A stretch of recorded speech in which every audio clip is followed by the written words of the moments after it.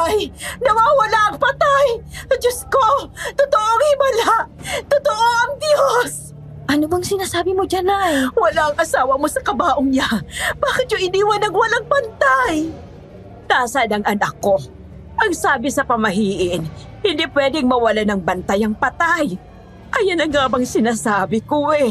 May kumuha ng nilalang sa kanya. Baka binalik ka ng aswang para kunin siya.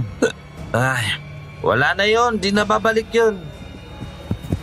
Nay! Nay! Sabi ko naman sa'yo, babalik si tatay eh.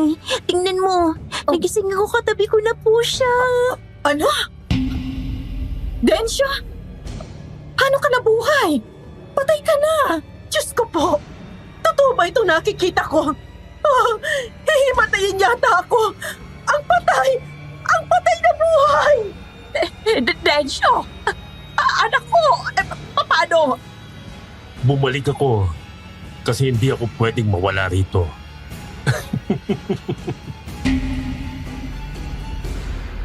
Aswang Radio.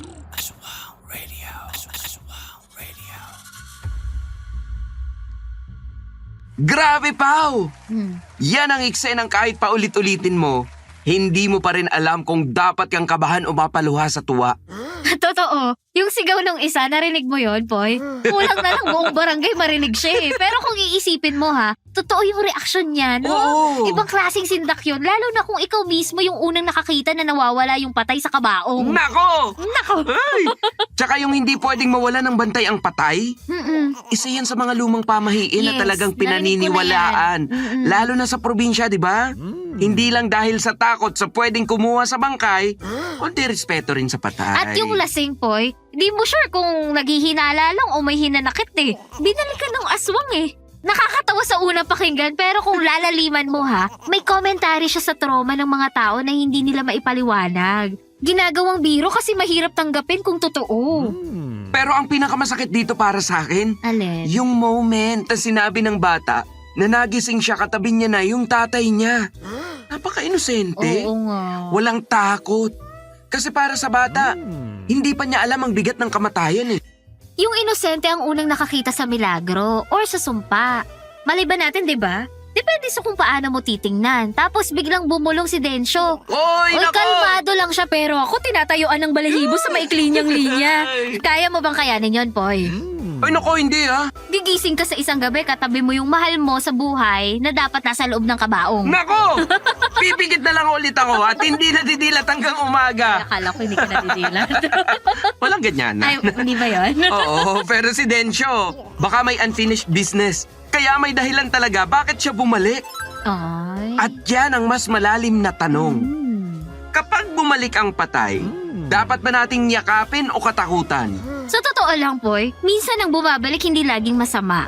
Oo. Pero hindi rin laging buo. At hindi rin laging totoo. Yan ang tanong na iiwanan natin sa eksenang to. Totoo bang milagro ang pagbabalik? O babala ng mas malalim na lihim? Baka malaman natin sa susunod na eksena pero bago natin ituloy ang story ni Sander, make sure nakasubscribe kayo rito sa ating channel.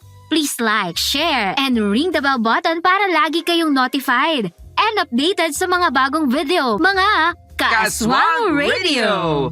Continue na natin to para malaman na natin kung anong nangyari sa patay na muling nabuhay! Nako, go boy! Aswang Radio.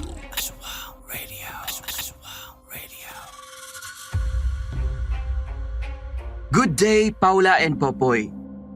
At sa lahat na nakikinig sa programang to.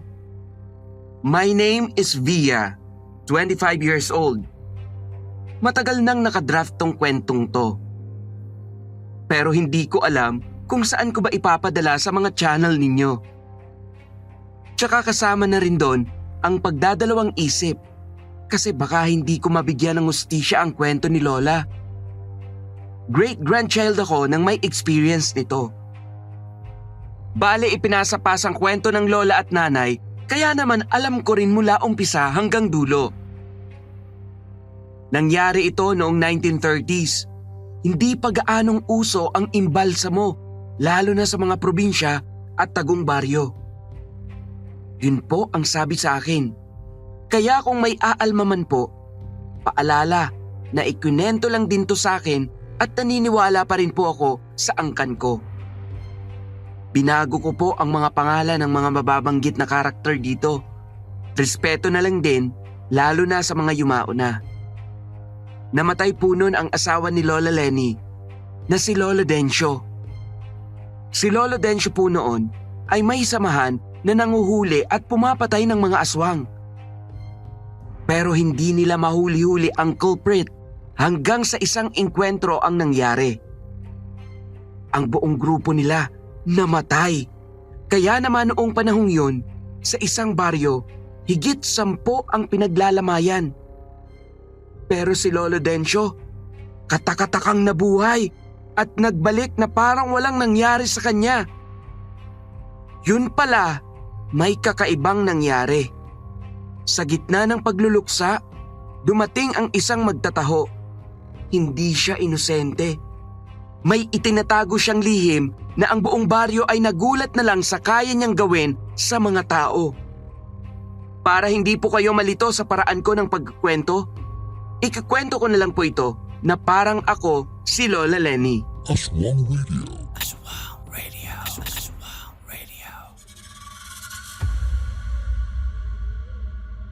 Sa 70 taong ko nang nabubuhay, ngayon lang ako nakakita ng patay na muling nabuhay.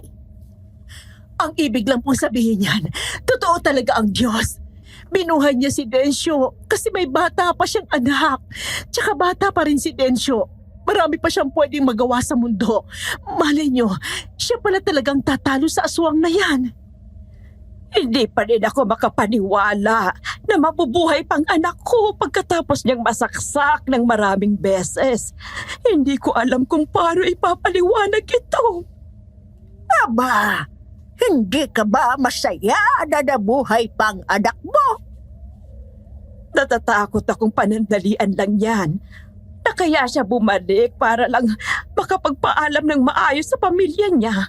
Baka ilang oras lang, mamatay na ulit siya. Sana po hindi.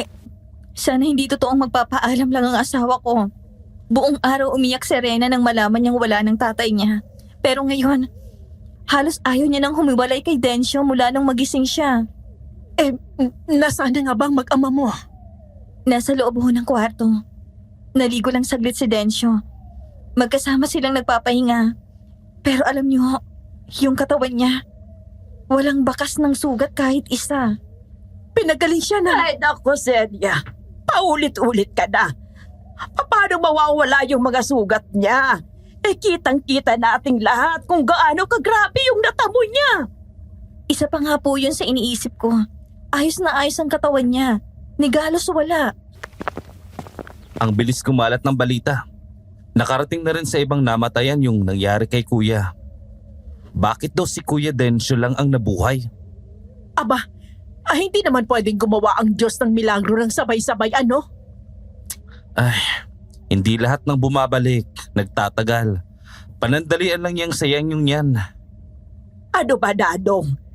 Hindi ka man lang natuwa na bumalik ang kapatid mo sa atin? Sana nga hindi na lang siya bumalik eh. Perwisyo na lang ang dadalhin niyan sa atin eh. Hindi ganun ang kuya mo, alam mo yan. Ang patay, dapat patay na. Hindi niyo alam kung anong posibleng balik niyan kaya siya nabuhay ulit. Naiintindihan ko ang punto ni Dadong. Baka may kapalit, kaya nga siya bumagod ulit. Tigilan na ho muna siguro natin ang pag-iisip ng kung ano-ano. Ang mahalaga, nandito na ulit siya. Yun muna ang pagtuunan natin ng pansin. Obserbahan muna natin siya. Darating ang araw. Maniniwala rin kayo sa akin. Kahit ganito ako. Hindi niyo alam kung gaano mapaglaro ang isip ni Kuya. Sa lahat ng tao rito, ako lang ang nakakaalam ng ugali niyang hindi niyo pa nakikita. Mas kilala kasi namin ang ugali mo, Dadong. Manahimik ka na nga dyan. Hindi ko alam kung ano ba talagang mararamdaman ko nung mga oras na yon.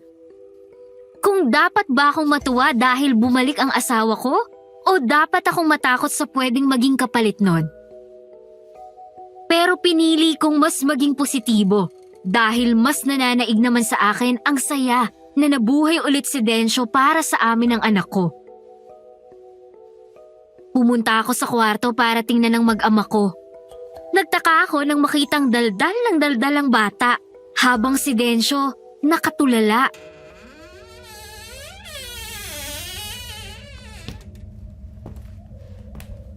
Sabi po kasi ni Tito, di na raw po kayo babalik. Sabi ko na, sinungaling lang siya eh. Kasi dito ka na ulit. Kwento mo naman po sa akin kung ano nangyari dun sa aswang. Napatay mo po? Densyo, kinakausap ka ng anak mo. Bakit hindi ka sumagot? Para kasing pagod pa ako, Lenny. Hindi pa nakakabawi ang katawan ko sa nangyari. Lenny? Hindi mo ako tinatawag sa pangalan ko, Densyo. Ang ibig kong sabihin, langga. Sige na. Iiwan ka na lang muna namin ni Rena rito para makapagpahinga ka ng maayos. Kinananay na lang muna kaming matutulog. Abala pa sila sa labas. Inaalis yung mga gamit sa lamay mo. Sige, pero huwag yung itapon. Magagamit pa ulit yon, lalo na yung kabaho. Anong ibig mong sabihin? Wala namang mamamatay ulit. Hindi ka naman bumalik para lang magpaalam, di ba? Kayong bahala kung itatapon nyo. Imbis na pansinin pa siya sa sinasabi niya, lumabas na lang ako kasama ang anak namin. Hindi ko masagot ang tanong ng anak niya kung bakit parang ayaw siya nitong pansinin. Hindi ko rin kasi alam ang sagot. Mula nang bumangon siya sa kabaong at makita siya ng anak niya, parang hindi naman siya ang asawa ko. Hindi siya gaanong nagsasalita at kung sumagot, puro tango, iling at kibit-balikat lang ang ginagawa niya. Lalo na nung tinatanong siya ng mga kasama namin at ng ibang tao na sumadya pang makiramay sa pagkamatay niya. Himala, isang malaking milagro. Yun ang nasa isip naming lahat. Kinabukasan, nasa labas kami ng bahay para magkape. Medyo tago ang baryo namin. Napalilibutan kasi ng mga puno at hindi pa ganoon karami ang mga nakatirik na bahay. Pero mula sa bahay namin, kita rin ang ibang mga nakaburol. Magkakapit-bahay lang kasi ang samahan nila Densyo na tumutugis ng mga aswang. Walang gaanong napadpad sa amin, lalo na maglalako. Kaya gano'n na lang ang saya ni Reyna nang makarinig siya ng nagtitinda ng taho. Taho! Taho! Nay, may taho. Gusto ko nun. Sige, ibibili kita. Hintayin mo na lang ako dyan. Dyan ka muna sa tatay mo at hahabulin ko lang. Densyo, bantayan mo yung anak mo. Baka tumakbo palabas yan. Tulala ka na naman. Oo na, bilisan mo na lang. Napabuntong hininga na lang ako. Parang hindi naman siya ang asawa ko. Sabi ko nun sa isip ko. Aba, ang dami nyo agad ah. Ngayon lang ba kayo ulit makakakain ito? Ang sarap pa naman ng taho sa almusal. Nako, bibihira ko kasing mapadpad ang mga tulad nyo rito. Nakita nyo naman ho siguro ang daan. Magubat at halos makipot ang daan. Oo nga eh. Muntik na nga akong hindi tumuloy kasi iniisip ko kung may mga nakatira ba rito. Medyo marami rin palang bahay na nakatago. Pero, matanong ko lang ha. Napansin ko kasing parang ang daming patay dito. Anong nangyari? Kaliwat kanan may lamay? Aswang po ang pumatay sa kanila. Huh? Imbis na silang makapatay sa aswang, sila ho ang nangamatay. Mukhang malakas po yatang nagtatagong halimaw dito sa amin. Dahil hindi mahuli-hulit mapatay-patay. Ilang taon na nilang sinusubukang hanapin yon. Baka kaya hindi nyo nahuhuli kasi nagpapanggap na tao at nakikisalamuhan ng malaya rito sa inyo. Yan din ho ang iniisip ng karamihan eh. Wala na rin pong talab kahit yung mga bawang na nakasabit sa mga bintana namin. Mahirap nga yan. Hindi nyo alam kung sino ang tunay na kalaban. Ilang taho ba ang sayo? 2 baso ho, para sa anak at asawa ko. Ikaw, ayaw mo? Hindi na ho, nagkape na ho ako. Medyo mabigat na sa tiyan. Sige. Eto nang sayo. Marami pa nag-aabang banda doon. Baka bumalik-balik ako rito pag nagkataon. Maganda po yan. At nang matuwang mga bata dito. Eto pong bayad. Salamat po. Sige, ipakain mo agad yan sa asawa mo. Mukhang kailangan niya yan. Ano ang ibig niyong sabihin? Ayun pa yung asawa mo? Yung nasa labas at may kasamang batang babae? Opo, siya nga po. Aba, masyadong seryoso eh. Malayo pang tingin. Pagod po kasi. Kasama niya yung mga namatay. Himala lang na nabuhay siya. Anong himala doon? Posible naman talagang makaligtas siya. Wala ho. Dito na po ako. Salamat sa taho. Tumango at ngumiti na lang sa akin yung magtataho. Bumalik ako sa mag-ama ko at masaya naman akong sinalubong ng bata. Inabot ko kay Densyo ang dala ko.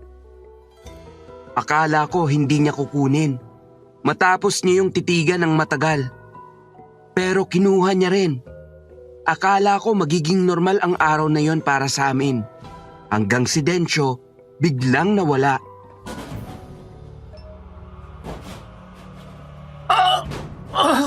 Sakit! Alisin niyo to sa katawan ko!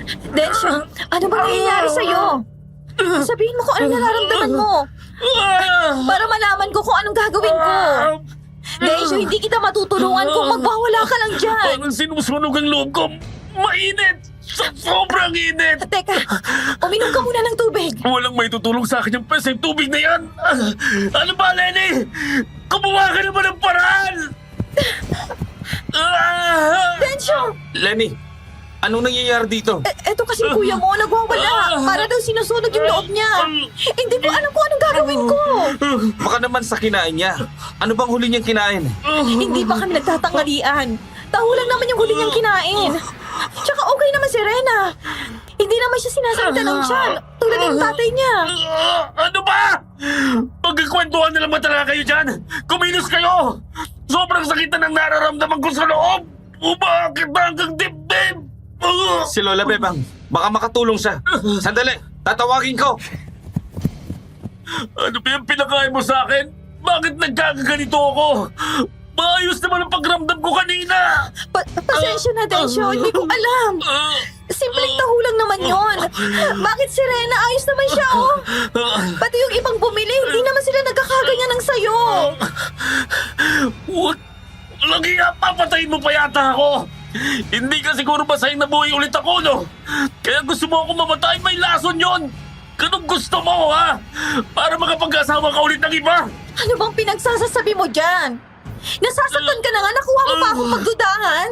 Hindi ko alam kung ano nangyayari sa'yo. Ayoko na! Ang sakit-sakit na! Kitang-kita ko sa itsura niya nung mga oras na yon na nasasaktan talaga siya. Hawak niya ang tiyan niya at kinakabog niya yon. Hindi na maipinta ang itsura niya. Sinubukan ko siyang painumin ng tubig pero tinabig niya lang at nabasag ang baso. Dumating ulit si Dadong kasama sina Lola Bebang at Nanay Sedes. Pero maski sila ay walang nagawa, lalo na at nagwawala talaga sa sakit si Densyo. Paano ka namin tutulungan kung ayaw mong magpatulong, Densyo? Wala kaming magagawa kung ganyan ka.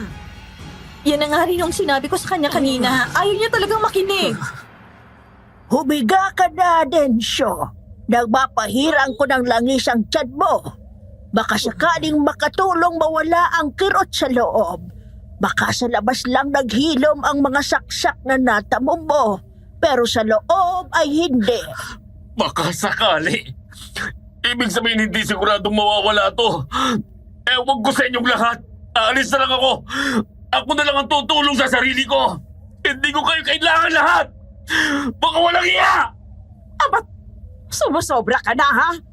Kailan ka pa naging ganyan? Bastos! Hayaan na lang po muna siguro natin siya. Baka kapag umayos siya, mapag-isip-isip niya rin ang inasal niya. Hindi naman ganyan ang anak ko, Lenny. Kilala mo ang anak ko. Opo, alam ko po. Ni minsan hindi niya ako pinagtaasan ng boses. Kahit pa magkaaway kaming dalawa, lagi lang siyang mainahon. Lalo kapag may nararamdaman siyang masakit sa kanya. Hindi naman po siya ganun tulad kanina. Kaya nagtataka rin po ako kung bakit parang may iba. Sabi ko naman sa inyo hindi niyo lubos na kilala si kuya. Ngayon niyo lang nailalabas kung sino talaga siya. Bakit naman kaya sumasakit ang kalooban niya? Anong sabi niya? Para daw nasusunog? Opo, sobrang sakit daw. Parang may apoy sa loob. Bakit kaya? Eh siguro kailangan niyo siyang ipatingin sa doktor nang makita kung anong sanhi ng nararamdaman niya. Kausapin niyo siya at baka pumayag kung doon siya dadalhin. Eh total gusto niya ng masiguradong kagalingan. Eh hindi ang langis na meron ako rito. Kapag po umuwi siya, susubukan ko siyang kumbinsihin. Hindi pa rin ang gumastos kami basta umayos siya. Di na yun ayos. Kahit putulan niyo pa ako ng dila, totoo ang sinasabi ko. May bahala ka, Dadong. Ang mabuti pa, mag-inom ka na lang doon kasamang mga kaibigan mo. Total, yun lang naman ang alam mong gawin at doon ka lang din magaling. Sige, bahala na nga kayo dyan. Buong araw akong naghintay na umuwi si Densyo. Pero hindi po siya umuwi. Labis na ang pag-aalala ko na baka napano na siya, kaya naman sinubukan ko siyang hanapin. Pero hindi ko siya nakita. Sinubukan ko ring silipin siya sa ibang patay at baka naisipan niyang sumilip. Pero wala rin siya doon. Hindi naman daw dumaan. Sisilim na nang umuwi ako. Wala akong ibang nagawa kundi maganda na lang ng hapunan. Kinagabihan, magkatabi kaming natulog ng anak ko. Pero ayaw akong dalawin ng antok. Hanggang sa makaramdam ako bigla ng panlalamig sa paligid. Mula sa gilid ng mata ko, parang may nakita akong dumaan sa bintana.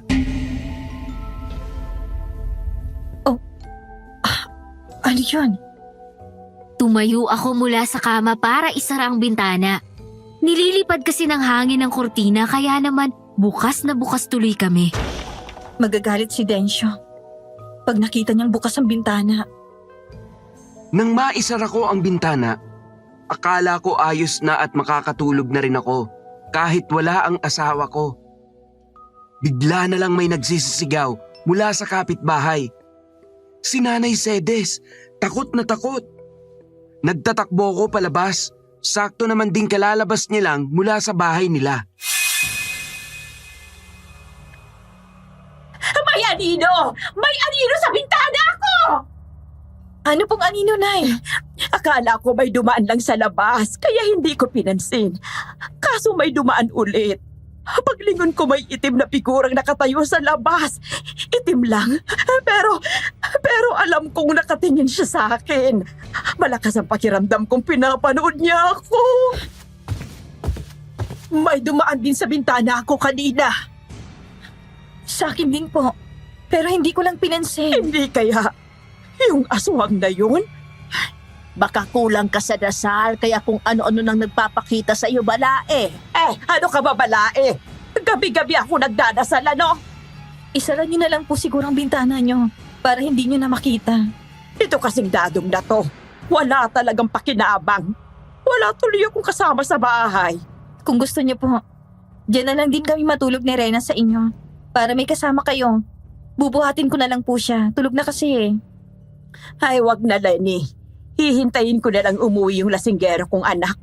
Baka maistorbo pang tulog ng apo ko kung lilipat pa kayo dito. O siya, sige na. Magsipasok na kayo sa mga bahay niyo. Sigurado po kayo, ha? Hindi rin po kasi ako makatulog at wala pa rin si Densyo. Aba, hindi pa umuwi ang asawa mo hanggang ngayon? Hindi ba't kanina pang tanghali umalis yun sabi mo?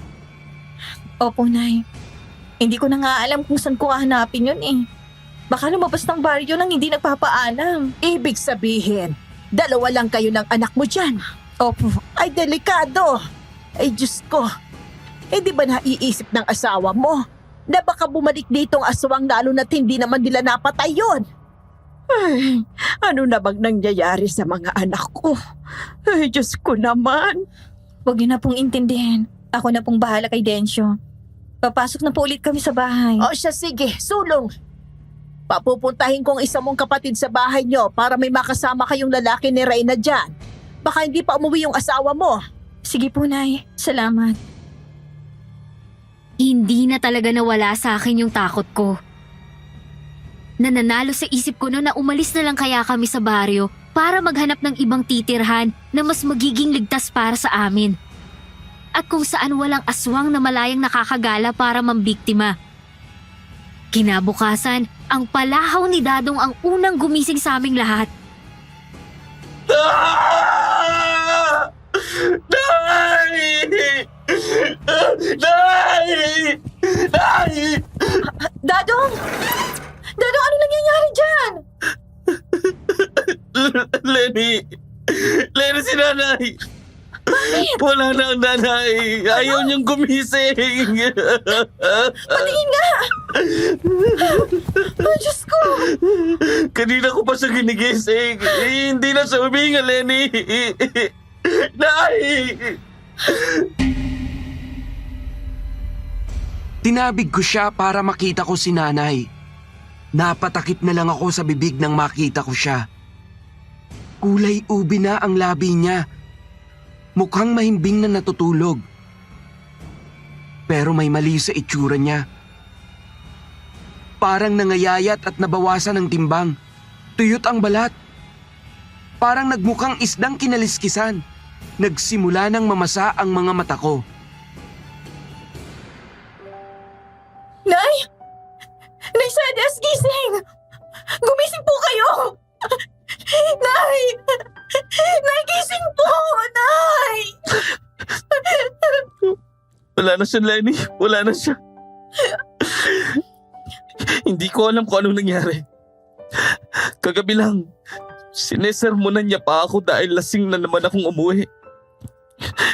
Pero, pinagbaksakan ko lang siya ng pinto. Kung alam ko lang na ganito ang mangyayari. Sana pala, tinabihan ko na lang siya. Hanggang sa matapos siyang dumakdak. Sana pala niyakap ko na lang siya. Hanggang sa mawala ang galit at init ng ulo niya sa akin. Sana pala, hindi na lang ako umalis at nakipag-inuman. Sana pala, sinamahan ko na lang siya rito sa bahay. Kung alam ko lang talaga na ganito ang mangyayari, Lenny. Kausap pa nga namin siya kagabi. Sabi niya may nakita daw siyang anino sa may bintana niya. Kahit lasing ako, natatandaan kong may binanggit siyang ganyan sa akin kagabi. Natatakot daw siya kasi wala siyang kasama. Inom daw ako ng inom. Anong nangyari? Ikaw nagago ka! Kasalanan mo ang lahat ng to! Bakit ako? Alam ko bang mamamatay yan? Ano? Anong sabi mo? Tangin na mo! Gago ka ba? Tanggapin mo na lang! Oras niya na! May magagawa pa ba yung pagmumukmuk at pag-iyak mo dyan? Wala na! Hindi na mabubuhay yan kahit anong pagsisisi mo! Ano bang sinasabi mo, Densyo? Nanay mo yan! Alam ko! At alam ko rin namang darating ang oras na mawawala rin siya sa mundo. Ano? Tinapon niyo ba yung kabaong? Hindi ba sabi ko wag? Bakit ka pa kasi nabuhay? Pag may buhay na ibinalik, may buhay rin kukunin! Nung mga oras na yon, napatunayan kong hindi na nga siya ang asawa ko. Dahil ang Densyo na kilala ko, mahal na mahal ang nanay niya. At ni minsan hindi niya binastos. Lahat nagulat nang malamang wala na si Nanay Sedes at halos lahat sila, iisa lang din ang sinasabi. Kapalit daw yon ang pangalawang buhay ni Densyo. Hinala ko'y aswaga ang nagbabantay kay Sedes at hinigop ang kaluluwa niya hanggang sa mamatay siya.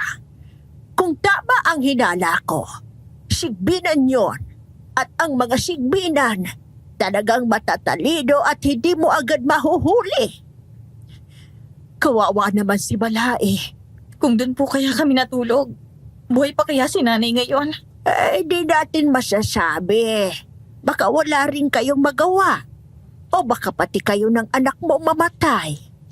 Siguro oras na rin talaga ni Sedes. Wala tayong magagawa sa plano ng Diyos kung yun na nakatakda para kay Balai. Malamang sobrang sakit para kay Densyo ang nangyari. Mahal na mahal niya pa naman ang nanay niya. Parang wala nga lang po sa kanya yung nangyari sa nanay niya. Si Dadong pang nakita kong iyak ng iyak. Napapaano kaya yung asawa mo at parang nag-iba yata ng ugali? Tingnan mo, nawawala na naman siya. Ay kung alam ko lang na magkakaganyan palang asawa mo, hindi na ako pumayag na magkatuluyan kayo eh. Para bang plastic lang yung pagpapakita niya ng kabaitan nung una. Maski naman po ako, hindi ko alam kung anong nangyari sa kanya. Para na siyang ibang tao. Masama ang kutob ko. Simulat siya, Paul. Hindi natin alam kung anong klase ng aswang ang gumagala rito sa atin. Pero gayon, parang tama ang hinala ko. Nasigbinan nga. At malaki ang posibilidad na ang aswang ginaya lang ang wangis ng asawa mo. Paano ho yun? Ang iniisip ko lang, nasaan ang bangkay ng asawa mo kung ganon? Madalas na itinatago ng sigbinan ang katawan ng biktima nila. Kung hindi nangihina, baka patay na. Walang kasiguraduhan ang lahat. Bantayan na muna natin ang asawa mo. At kapag napatunayan natin hindi nga siya si Densyo, doon tayo mag-umpisang gumawa ng paraan kung paano siya paaalisin. Sa gitna ng pag-uusap namin, biglang lumapit si Reyna. Nandun daw ulit yung magtataho sa labas at gusto niyang bumili. Hindi pa man ako nakakasagot, ay hinila niya na ako palabas. Tanaw kong marami na namang mga batang bumibili sa magtataho. Isa-isa lang. Lahat kayo mabibigyan naman. Oh, huwag kayong mag-uunahan. Manong, ako nga rin ho. Isa para sa anak ko. Hindi na nagpapigil basta na lang ako hinila palabas nang marinig ang sumisigaw ng taho. Oh, ikaw pala. Mukhang may bagong patay sa inyo. Wala namang burol dyan kahapon, di ba? Oho, nanay po ng asawa ko. Hindi na po gumising. Ano namang ikinamatay niya? Hindi po malinaw Basta nung nakita ko siya kaninang umaga, para siyang natuyot. Pero may hinala rin na aswang ang may gawa. Kasi biglang nag-ibang itsura niya. Baka naman binangungot. Hindi rin po namin alam. Para ding naging kaliskis ang balat niya. Ganun ba? Di naman sa masyado ako nagiging kuryoso. Pwede ko bang tingnan ang biyanan mo? Po? Bumibili ka na naman ng basurang pagkain na yan, Lenny. Alam mo na nga muntik ko nang ikamatay kahapon yan, di ba? Ano? Pati anak mo lalasunin mo? Mawalang galang na po sa'yo, Tutoy. Pero malinis ang tinitinda kong taho. Kung may lason yan, ang patay na sana yung mga batang bumili sa akin kahapon. Kung ganon, paano mo ipapaliwanag yung nangyari sa akin kahapon? Guni-guni ko lang yon? Ganon ba? Baka naman may nakahalos sa taho ko na hindi pwede sa'yo. Ano sa tingin mo? Manong, hayaan niyo na ho. Pakibigay na lang po ang sa anak ko. Heto po ang bayad. Sige. Eto. Babalik na lang ako. Gusto kong makita ang biyanan mo. Bantayan yung maigi. Huwag yung iwan. Baka balingat kayo saglit. Wala na siya sa kabaong niya. Anong ibig niyong sabihin? Halika na, Lenny. Huwag mo nang pansinin yung matandang yan.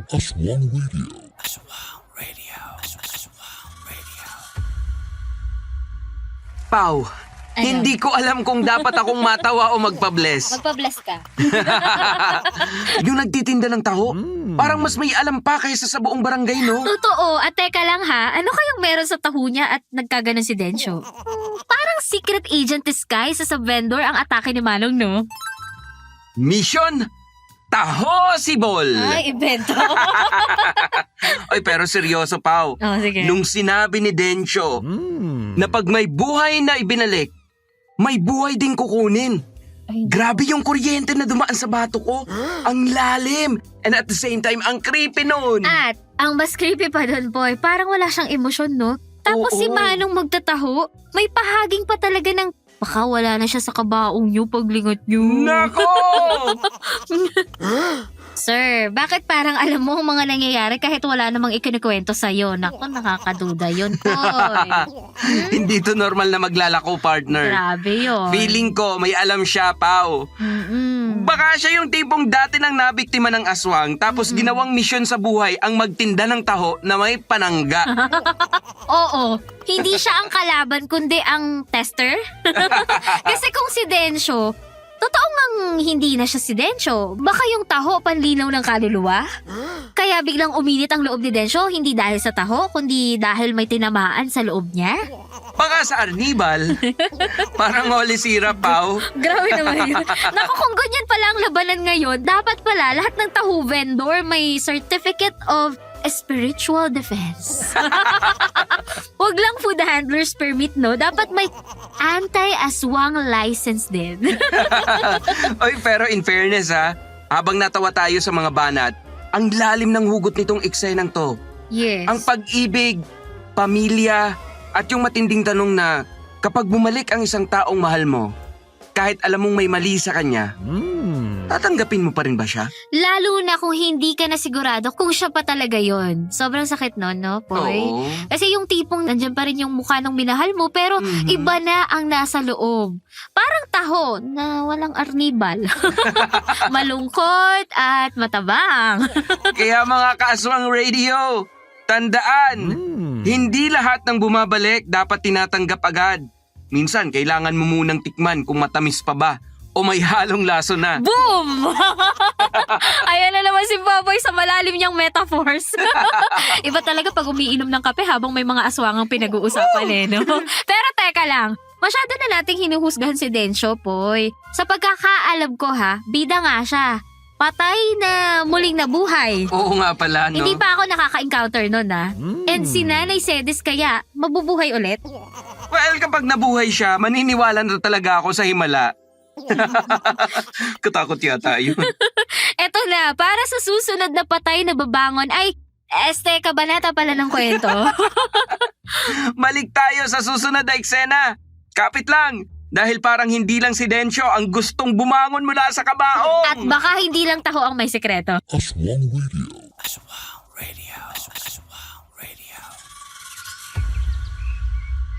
Huwag ka nang bibili ulit doon. Kahit kulitin ka pa ng anak mo. Hindi nyo alam kung anong inilalagay niya sa tinitinda niya. Sige.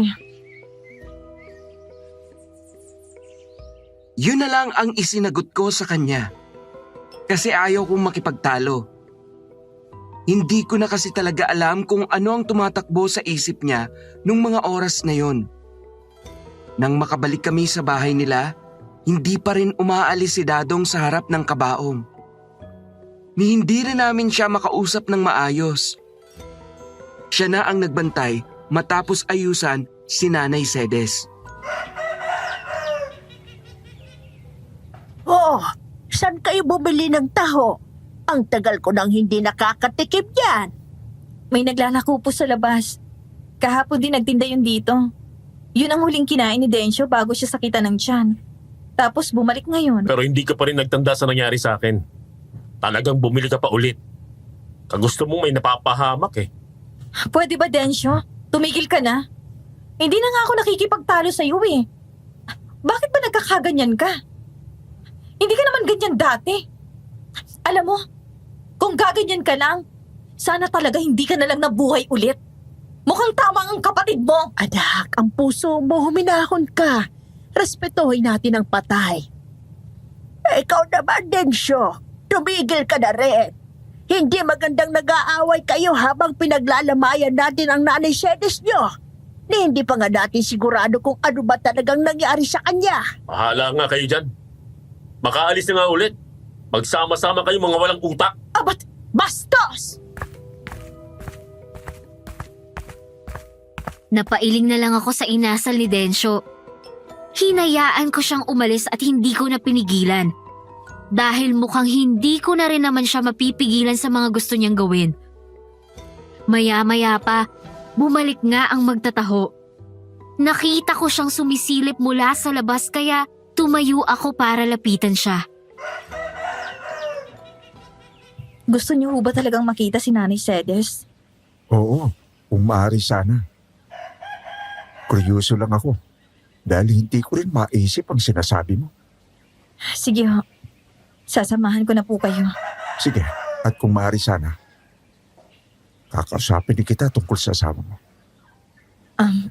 Kung tungkol po kanina, pasensya na po kung nabastos niya kayo. Hindi naman po siya dating ganun eh. Hindi ganun ang ugali niya. Hayaan na muna natin yan. Titingnan ko muna ang nanay ng asawa mo. Sige po, tara po dito. Dinala ko siya sa harap ng kabaong ni Nanay Cedes. At ganun na lang din ang gulat ko nang makitang lalong natuyot ang katawan niya mula sa loob. Mas lalong naging pansin ang pamumuti ng balat niya. Dado, anong nangyari? Bakit parang mas naging tuyot si Nanay? Parang buto na lang, wala nang laman. Kanina ko pa nga rin siya pinagmamasdan. Habang tumatakbo ang oras, mas nawawalan siya ng laman. Sino yung kasama mo? Pasensya na iyo. Gusto ko lang sanang sumilip. Maaari ba? Silipin niyo na ho hanggat may masisilip pa kayo. Tumabi ng kaunti si Dadong para mas makita ng mabuti ang magtataho ni Nanay Cedes. Tinitigan niya yung mabuti, para bang sinusuri. Kaya naman medyo nagtataka ako kung bakit gustong-gusto niyang makita si Nanay at kung bakit ganun niya na lang ito titigan. Kulang na nga lang, pumasok na rin siya sa loob o kaya'y buksan na lang ang kabaong para mas makita niya ng buo. Maniniwala pa kayo sa akin kung sasabihin kong aswang ang pumatay sa kanya? Maniniwala naman. Pero paano? Paano kung wala namang bakas o kahit sugat man lang? Dahil ang aswang na bumiktima sa kanya, hindi katulad ng tipikal na aswang na alam ninyo. Hindi siya kumakain ng laman loob, kundi umihigop ng kaluluwa sa pamamagitan ng anino o hindi kaya panaginip, Anong tawag sa ganung uri ng aswang? simbinan. At mahirapan kayong hulihin ang mga tulad nila dahil magaling sila magtago at masyado matalino. Paano niyo nasabing biniktima nga siya ng sigbinan? Ang nanay ko. Dahil laging ganyan ang itsura niya. Hindi siya inunti-unti ng aswang hanggang sa manghina siya. Diniretso siyang higupin ng aswang. Marahil dahil ang aswang ngayon ay nanghihina na rin. Sa anumang oras ay babalik siya sa dati niyang anyo. Paano namin malalaman kung sino ang aswang? Mukhang may hinala na ako. Pero gusto ko munang makausap ka, Ineng. Bakit po ang dami niyong alam sa mga ganito?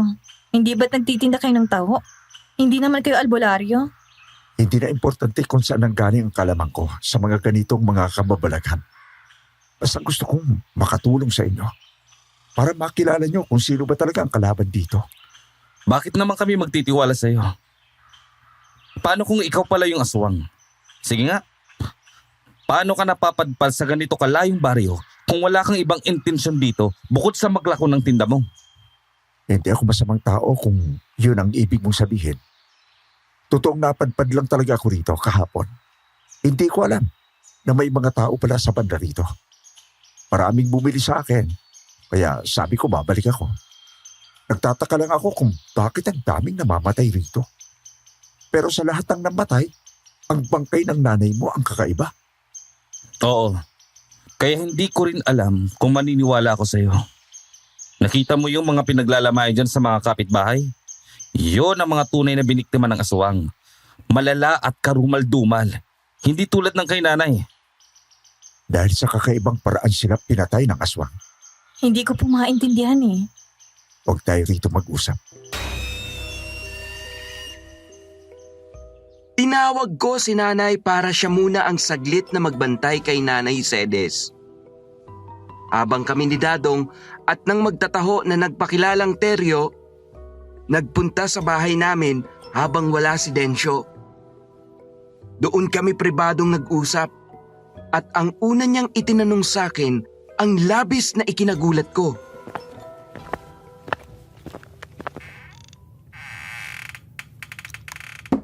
Yung asawa mo. Sigurado kapag asawa mo yan, Ho? Ano pong ibig niyo sabihin? kahapon. Nakausap ko rin yung kapitbahay nyo.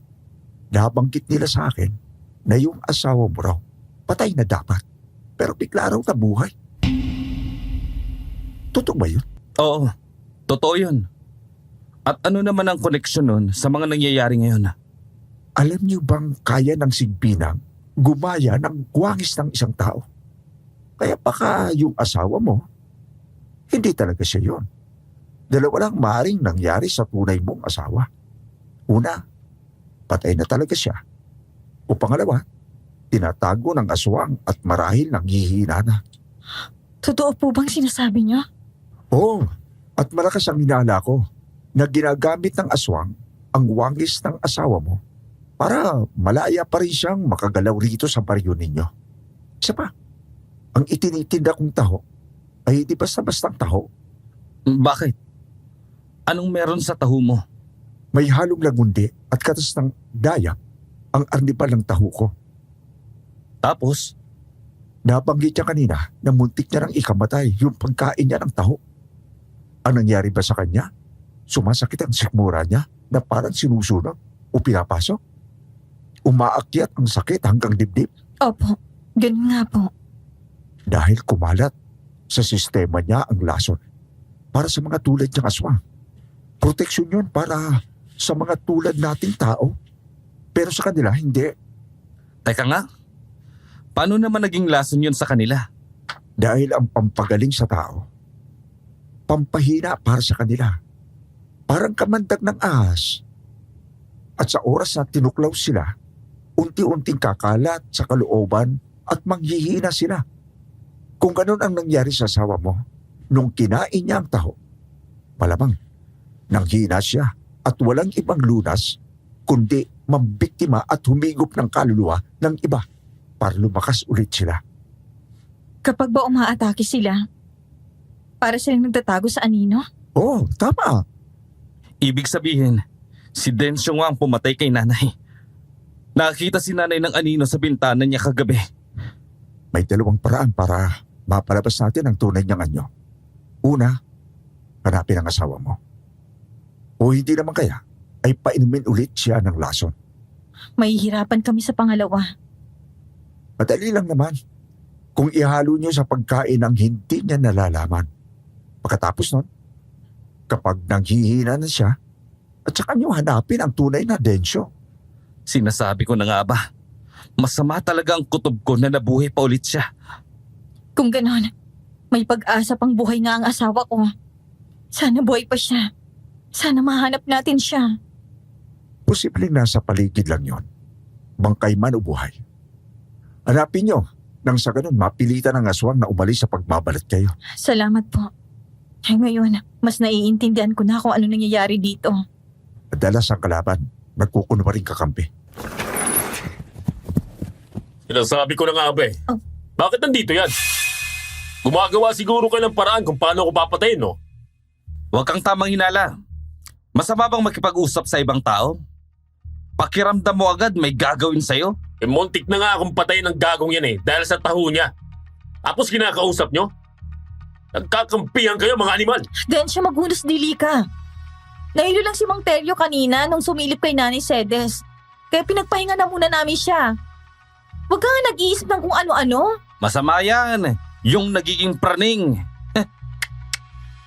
Sige na, alis na rin ako. Babalik na lang siguro ako bukas. Kung sipagin man ako. Magpahinga na lang po muna siguro kayo. Maraming salamat po. Ingat po kayo, Mang Teryo. Masama pa rin ang tingin na ipinupukol ni Densyo kahit paalis na ang matanda. Hinatid namin siya ni Dadong palabas at nang mawala ito sa paningin namin, Nagkatinginan kaming dalawa. Hindi mo na pwedeng pagkatiwalaan ng Densyo na kasama natin ngayon. Gumawa na agad tayo ng paraan bago pa mahuli ang lahat. Oo. Hihingi ako ng dahon ng lagundi kay Lola Bebang mamaya. Walang dayap dito. Pero pwede na sigurong katas ng kalamansi. Ihahalo ko na lang sa pagkain ng hindi niya nalalaman. Mamayang gabi, kikilos ako. Sasama ako sa iyo. Hindi pwedeng mag-isa ka lang. Paano nanay mo? Baka pa pwede naman na ang nanay mo muna ang magbantay sa kanya hanggang sa makasiguro tayong wala ng halimaw. Ako na mismo ang tatapos sa kanya. Bagay na hindi nagawa ni Kuya. Igaganti ko ang nanay ko. Tutulungan kita, Dadong. Ano man ang kapalit nito, tatanggapin ko. Nagkaroon kami ng tahimik na kasunduan ni Dadong sa gagawin namin. Hinayaan kong isipin ni Densyo na hindi pa rin ako nagdududa sa kanya. Palihim kong kinausap si Lola Bebang at nang malaman niya kung para saan ang hinihingi ko, nagulat siya. Ibig sabihin, dalason nga siya ng taho na yon. Opo. Dahil sa sikretong sangkap, kaya kikilos kami mamayang gabi ni Dadong. Ay sige, pag-iingat kayo kung gano'n, Apo. Ipagdarasal ko kayo. Alam na ba ng nanay mo ito? Opo. Sasabihan ko na rin siya. Matapos kong sabihan si nanay at nang makuha ko na ang lahat ng gagamitin ko, nagsimula akong magluto ng pagkain kung saan hindi mapapansin ni Densyo na may ibang nakahalo roon. Gamit ang nilagang lagundi na may halong katas ng kalamansi at ibang pampalasa tulad ng bawang at asin, nagbabad ako roon ng mga manok. Inihaw ko ang mga yon. Sisilim na nang matapos ako. Nang matapos, agad kong tinawag si Densyo para sa hapunan. Densyo, kumain ka na. Hindi mo ba ako sasabayan? Hindi na, mauna ka na. Mamaya na lang kami kakain ni Rena. Busog pa rin ang batang yun eh. Nagsasabay dapat kumain ng pamilya. Saluan mo na ako. Hayaan mo na muna ang anak mo kung busog pa. Pakainin mo na lang mamaya. Gusto kong maluha ng mga oras na yon. Gusto kong maniwala na siya ang tunay kong asawa, na hindi siya ibang tao o ibang nilalang. Napayuko na lang ako at dahan-dahang hinila ang upuan sa tapat niya. Ang bango nitong manok mo amoy masarap. Alam ko, paborito mo yan eh. Kaya damihan mong kain mo. Talaga? Oo. Sige na, kumain ka na. Sumandok ako ng kaunti para hindi siya magduda na may hinihintay akong mangyari sa kanya. Magana siyang kumain at naubos niya ang sinandok kong kanin para sa kanya. Wala siyang napansin kaya naman napanatag ang loob ko. Magpahinga ka na. Sasamahan ko ang kapatid mo na magbantay kay Nanay Cedes. Hindi ba pwedeng magbantay rin ako sa nanay ko? Bakit mo ako pinagpapahinga? Ikaw ang bahala kung yan ang gusto mo. Pero hindi ka naman sanay mapuyat eh. Kayang-kaya ko yan. Sige, Densyo. Hinayaan ko na lang siya. Lumabas ako pagkatapos maghugas ng mga pinagkainan namin. Dahil halos magkatabi lang naman ang bahay namin sa bahay ni Nanay Cedes, maririnig agad namin kung may nangyayari sa kanya. Kaunti lang ang tao nun, dahil nahahati talaga ang nakikiramay sa dami ng patay. Umupo ako sa tapat ni Dadong, pero hindi na kami nag-usap. Isang oras pa, isang malakas na palahaw ang umalingaw-ngaw sa buong paligid. Si Densyo, nagwawala na sa sakit, pero kailangan kong umakto na nag-aalala ako, kaya agad ko siyang pinuntahan.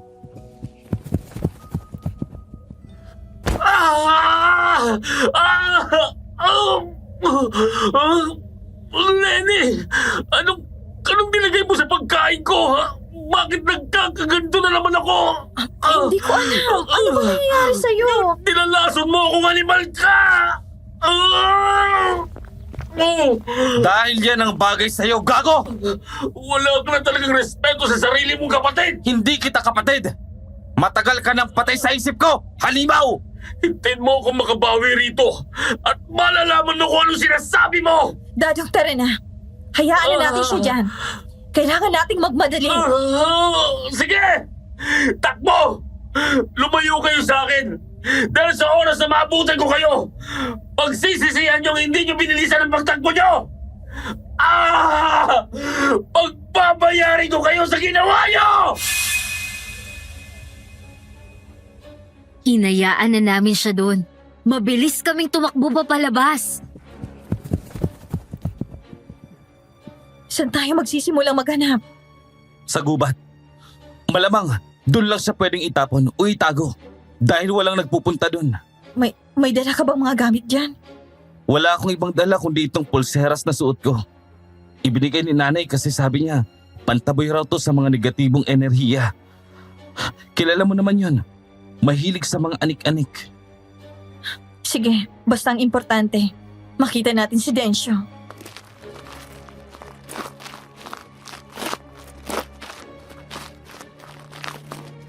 Nagtatakbo kami papasok sa gubat.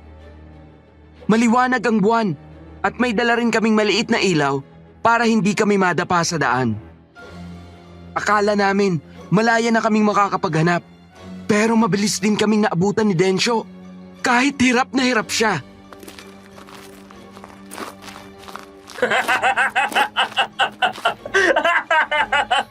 Sige! Takbo pa! Takbo hanggat may lupa!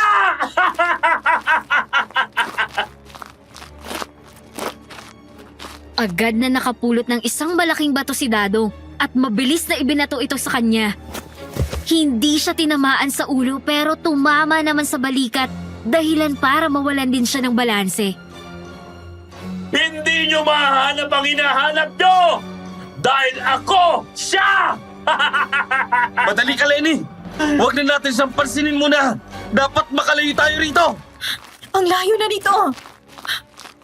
Sige lang, huwag tayong tumigil sa paghahanap. Makikita rin natin si Kuya. Paano kung wala pala siya rito? Hindi tayo titigil. Kung wala man siya rito, susubukan natin sa iba. Huwag kang pahinaan ng loob. Talasan mo ang mga mata mo. Sa gitna ng madilim na gubat, nakakita ako ng munting liwanag. Sumasabay na ang tunog ng agos ng tubig sa malapit na talon. Nakikita mo ba yan, Dadong? May ilaw. Tara, lapitan natin.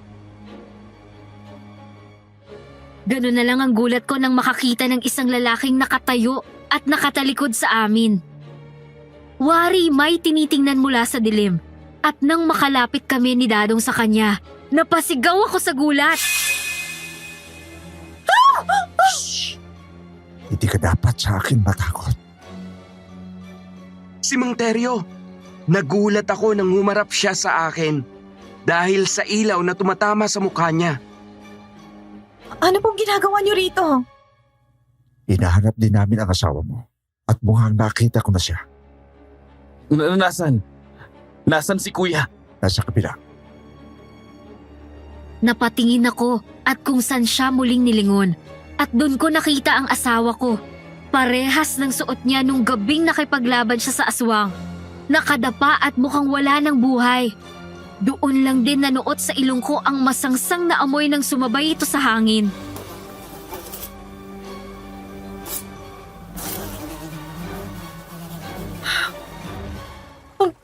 Ang asawa ko. Punta niyo na. Parating na ang aswang. At sa oras na ito, hindi niya nagamit ang wangis ni Densyo. Ang tunay niya ng anyo ang gamit niya. Dahil nakita na natin ang tunay mong asawa. Talagang matapang kayo, ha? Hindi ba kayo natatakot sa ginawa ko sa mga kamaryo ninyo? Gusto niyo bang sumunod? Hindi ko man kayo nakikita ngayon. Naamoy ko naman kung nasan kayo. Puntahan na natin si Kuya. Sige na. Ako na munang haharap sa aswang na yan. Mabilis kaming tumawid ni Dadong sa tubig kahit medyo may kalaliman yun. Hindi ko inaalis ang tingin ko sa asawa ko na para bang kaunting lingat ko lang, mawawala siya ron. Doon na ako tuluyang napahagulhol nang makita ko siya ng malapitan. Nagliparan ang mga bangaw nang lumapit kami. Halos masok na rin ako sa amoy, pero hindi ko yun pinansin. Basta makita ko siya. Sobrang dami niyang kalmot sa katawan. Nagkulay man siya na ng dugo ang kanyang baro. Ang mukha niya may mga sugat din na pinamumugaran na ng uod. Lumuhod ako. Pero ni hindi ko na siya magawang hawakan dahil sa panginginig ko. Densyo, hinihintay ka pang umuwi ng anak natin. Paano ko sasabihin sa kanyang wala ka na talaga? Umaasa ang anak mong babalik ka pa, Densyo. Ang daya-daya mo naman. Ngayon, mas dumoble at tumindi ang rason ko para patayin ang gagong halimaw na yun na nanlin lang sa ating lahat. Anong masasabi mo sa ginawa ko sa asawa mo? Ayos ba? Gusto mo bang matulad sa kanya? Oo, unahin ko muna tong pakialam merong magtataho na to. Sa saglit na oras na nawala kay Mang Teryo ang paningin namin, nakita na namin siyang yakap-yakap sa leeg ng tunay na halimaw mula sa likuran. Hindi ko maaninag masyado ang itsura niya, pero nang tumama ang ilaw na hawak ni Dadong, doon ko na nakilala kung sino siya. Si Victor, ang ulo ng grupo nila Densyo na tumutugis ng mga aswang, ang tunay na traidor at kalaban. Hayop ka! Bitawan mo si Mang Teryo! Magaling kang kupal ka, ha? Gumawa ka ng samahan na tutugis sa aswang! Ikaw pala ang halimaw! Utak ang ginagamit para tumagal sa mundong ibabaw, bata. Nakakagulat ba? Hindi ko naman kasalanan kung tatanga-tanga sila, Densyo. Para hindi ako makilala. Akala nila tatalab sa akin ang mga walang kwenta nilang panangga. Sino ngayon ang naubos? Eh di sila! Mga hangal! Hindi ka man nila nagawang patayin. Pwes ako na ang gagawa nun para sa kanila. Igaganti ko ang lahat ng mga pinatay mo! Kuya mo nga hindi kinaya. Ikaw pa kaya? Ang dami mong sinasabi. Gunggong ka! Sa isang mabilis na galaw, nakaikot si Mang Teryo at binalibag sa lupa si Victor. Hindi pa rin siya gaanong nakakabawi ng lakas dahil sa laso na ipinakain ko sa kanya. Alata pa rin ang iniinda niyang sakit. Umibabaw sa kanya si Mang Teryo. Tsaka ito may binunot sa kanyang bulsa. Isang dayap na mabilis niyang piniga sa mata at bunganga ni Victor. Hayop ka! Madali ka lang patayin. Magaling ka lang mambilog ng ulo. Sino ka ba talaga? Hindi ka naman taga rito! Tinatanong mo kung sino ako? Isang simpleng magtatahulang naman ako na may layuning ubusin ang mga tulad mo sa bayang ito. Gamit ang animal ko. Hindi ako naniniwala sa'yo. Bakit mo sila tinutulungan? Dahil walang lugar ang mga tulad yung masama rito. Eto ba, tanggapin mo to! Hinila niya ang suot niyang kwintas na may krus sa leeg niya. Tsaka niya ito isinuntok sa dibdib ni Victor. Muli na naman itong sumigaw sa sakit. Hayop ka! Naging mabilis ang pagbawi niya. Nakabangon siya. Kahit nasa ibabaw niya si Mang Teryo. Kakaiba ang lakas niya. Matapos niya itong buhatin at ibato. Dahilan para tumama si Manong sa puno. Mang Teryo! Dito ka lang, Lenny! Tutulong ako! Ako ang papatay sa kanya! Mag-iingat ka, Dadong. Hetong benditadong rosaryo ni Nanay. Ibinigay niya yan sa akin kanina. Salamat. Tatapusin natin ito ngayong gabi. Hindi natin hayaang makapambiktima pa ang tulad niya! Matapang ka talaga, ano? Gusto mo bang sumunod sa kuya mo? Huwag niyo nang subukang labanan ako. Dahil hindi niyo naman ako kaya. Hindi niyo ako kakayanin kahit magtulong-tulong pa kayong lahat. 3 lang kayo.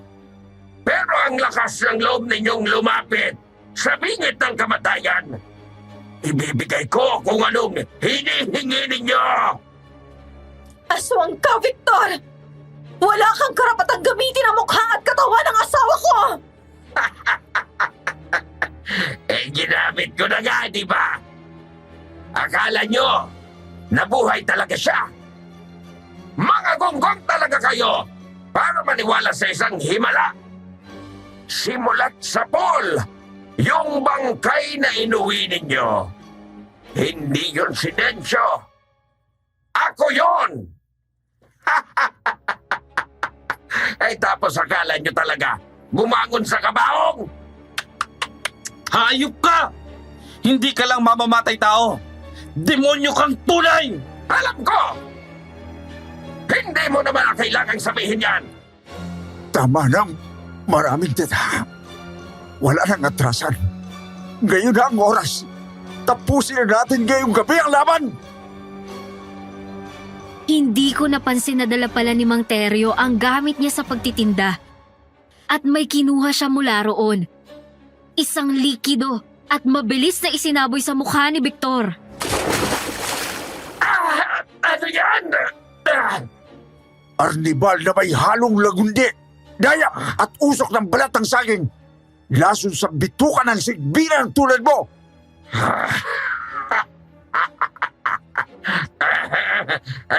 Alam mo bang hindi lang ako nag-iisa rito. Mapatay niyo man ako, may babalik para sa akin para magiganti sa inyo. Hindi niyo kami mauubos kahit anong gawin ninyo. Tama na ang satsat! Ako na ang tatapos sa'yo! Dadong! Ingat! Sa likod mo! Nakakailag siya! Papatayin kitang animal ka! Ang tapang mo, ha? Ikaw ang una kong pababagsakin ngayong gabi! Huwag kang masyadong maraming sinasabi. Gawin mo na lang! Daldal ka ng daldal! Eh di sige! Kung yan ang hinihingi mo!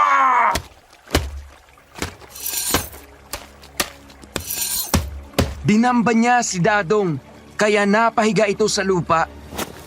Yumuko si Victor, parang ngisiyan siya.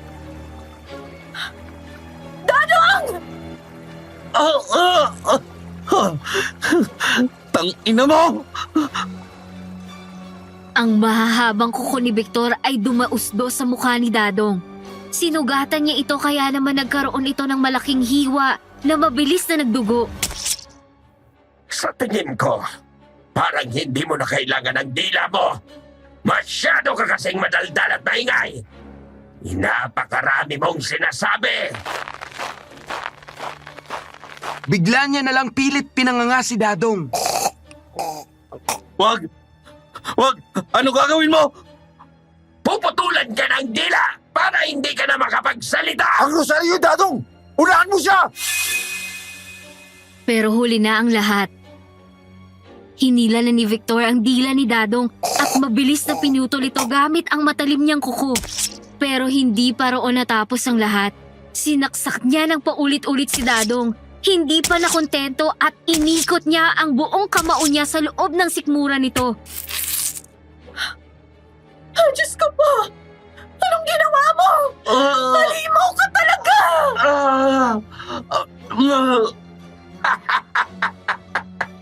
Wala na siyang sasabihin. Hindi na siya makakasigaw. Isa pang ingay. At ikaw naman ang susunod, Lenny. O ito mo na kaya magtataho na to. Mukhang hindi na rin makalapit. Nangihina ka na ba? O naduduwag ka lang? Hindi ako natatakot sa tulad mo. Ako, naduduwag. Habang abala ka sa kanadaknak mo, ginagawa ko lang ang ikatatapos mo. Kaya etong bagay sa iyo! May hinagis na boteng lumiliyab si Mang Teryo sa kanya na agad dumama sa buhok nito. Kaya naman nasunog yun at nagsimulang kumalat pababa sa katawan niya. Nang dahil sa naiwang malagkit na arnibal sa balat niya, uminit yun at kumalat. Kaya nasunog siya.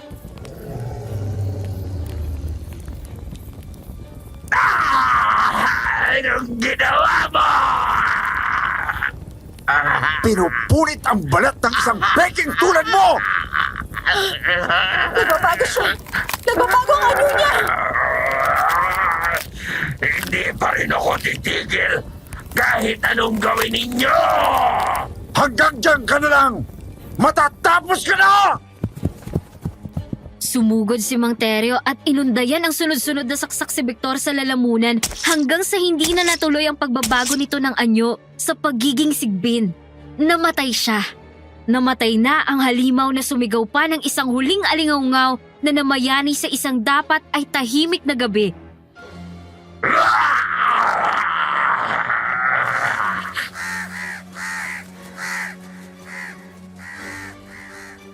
Tapos na. Wala nang sigbinan. Dadong! Tingnan mo ako. Puno ng dugo ang mukha ni Dadong. Wala na siyang dila. Pero ang tingin niya ay matatag. Puno ng lungkot, pero hindi takot. Tumango siya sa akin. Salamat. Wala na akong masasabi. Pero salamat. Salamat sa tulong mo, Dadong. Hindi lahat na bayani kailangan marunong magsalita. Minsan, sapat na ang ginawa. Pumatak pa ang luha sa mata ni Dadong bago niya ibuga ang huli niyang hininga saka siya pumikit ng tuluyan.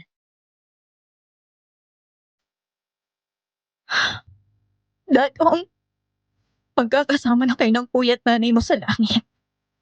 Ibulong niyo na lang ang lahat ng panalangin ko sa Panginoon. Gabayan niyo na lang kami ni Rena mula sa itaas. Salamat sa mga buhay niya. Salamat sa lahat. Doon natapos ang lahat ng gabing yon. Inuwi namin ang bangkay ni Nadensyo at Dadong. Malaki ang naging pasasalamat ko sa magtataho sa laki ng naitulong niya sa amin.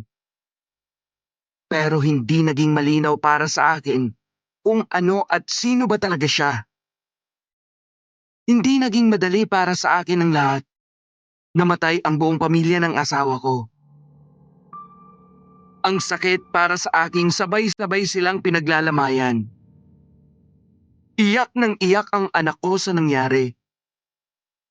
Pero wala na kaming ibang nagawa kundi tanggapin na lang ang lahat. Mabuti na lang din at hindi totoo ang sinabi ni Victor na may iba pa siyang kasama na maghihigante para sa kanya. Simula nun, naging tahimik na sa baryo namin. At nagsimula na rin ang pagdami ng mga naninirahan doon. Yan po ang kwento ni Lola Lenny. Pero ang inabutan ko na lang pong lola ay si Lola Reyna na nakapag-asawa mula sa syudad. Kaya po malayo na kami mula sa baryong yon. Mahirap paniwalaan. Oo, pero ang lola ko ang patunay na totoong nangyari ang lahat ng yun. Sana mapili ang kwento kong ito. Gusto ko sanang mag-iwan ng katanungan na sana ay sagutin niyo po sa comment section. Kasi madalas akong magbasa ng comments sa mga video rito. Kayo po ba? May alam kayong kwento? Yung totoo po ha? Na nabuhay yung namatay na? Halimbawa, mga 5 minuto pa lang napatay. Ganon, tapos nabuhay ulit. Share nyo nga po. Hanggang dito na lang din po ako. Maraming salamat.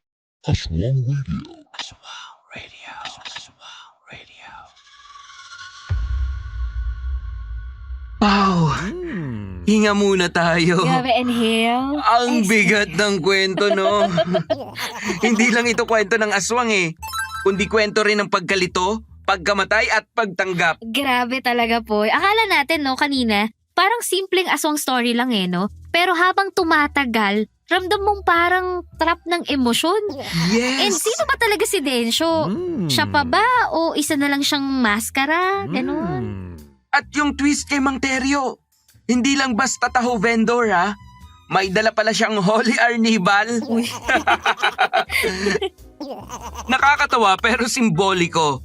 Minsan ang panlabas sa simpleng tao, sila pala ang tunay na tagapagligtas. Tama. And aral number 1. Huwag husgahan ang mga simpleng tao. Yun. Baka siya pa ang tagapagligtas mo sa mga panahong akala mo wala ng pag-asa. Correct. And minsan, yung simpleng karakter sa buhay mo, siya pala yung magiging susi sa kaligtasan. Aral number 2. Huwag basta tatanggap ng bumalik sa buhay mo. Kahit gaano mo pa sila kamahal baka mukha lang nilang nandun, pero iba na ang laman. And pangatlo, Poy, meron pa akong Meron idudugtog pa dyan. pala. Huwag kang bulag sa pagbabago. Si Lenny, matagal niyang inakalang si Densyo pa rin yung kasama niya. Kahit ramdam niya ng may mali dinidinay niya pa Kailangan ng tapang para tanggapin ang katotohanan kahit masakit. Sabi nga, ang patay dapat nakahimlay. Kapag pinilit mong buhayin ang hindi na para sa'yo, may kapalit. Literal at simbolikal. Pero ang pinakamasakit, si Dadong. Nakakatawang lasinggero sa simula, pero sa dulo, siya pala yung may pinakamatinding paninindigan at siya rin ang literal na nawala ng dila. Yes! Pero nanatili ang katapatan. Kaya mga kaaswang radio, mas mabuting mawala ng boses kesa mawala ng prinsipyo. Minsan ang katahimikan ay mas malakas kesa sa sigaw. At kung may natutunan tayo ngayong araw, ito yung huwag mawala ng pag-asa. Kahit binahanan ng kabaong ang paligid mo, may pag-asa pa rin. Yes! And naisip ko rin, Poy, parang kabaong also represent sa mga problema o pinagdadaanan sa buhay, no? Oo nga, no? Nakahimlay sila sa isip mo at hindi mo alam kung paano sila pakakawalan. Kasi may parting mahirap pero kailangan mong labanan. Lalim niya na. Mm-mm. Pero gets kita, tama ka. Yan ang kwento natin ngayon at ng baryong maraming pinaglalamayan pero hindi kailanman nawala ng tapang. Pero alam mo po yung pinakamasakit? Ano yun, Pao? Yung hindi lang yung pagkamatay ng mga mahal nila, kundi yung pakiramdam na kahit buhay pa, hindi mo na sila makilala.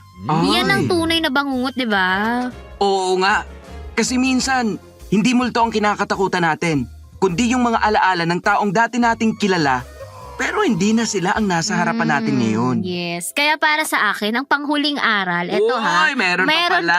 Meron panghuling aral Kung hindi na nagkikislap ang mga mata ng taong dati mong minahal, baka nag-iba na talaga siya. Uy, dapat pala shining shimmery. Tama, ganon. Baka kaya siya nananatili sa'yo para na lang sa sarili niyang pakinabang. Ayun na naman si Paolo sa Heartbreak Horror. Sorry.